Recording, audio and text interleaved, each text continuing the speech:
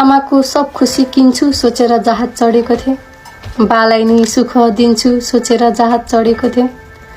तपाईहरूलाई सब थोक दिन्छु सोचेर कति टाढा आए है म मेरा सब थोक छोडेर।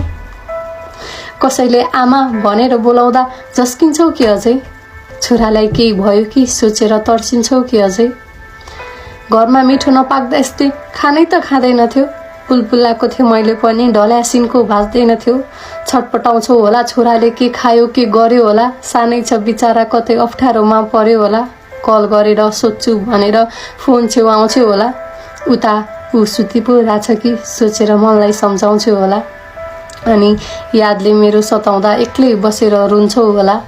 आमा काममा छु एकछिनपछि फोन गर्छु भनेको भोइस मेसेज फेरि कल नआउन्जेलसम्म सुन्छौ होला। मासु पकाउँदा छोरा भएको भए कति खान्थ्यो भनेर नरुनु है आमा,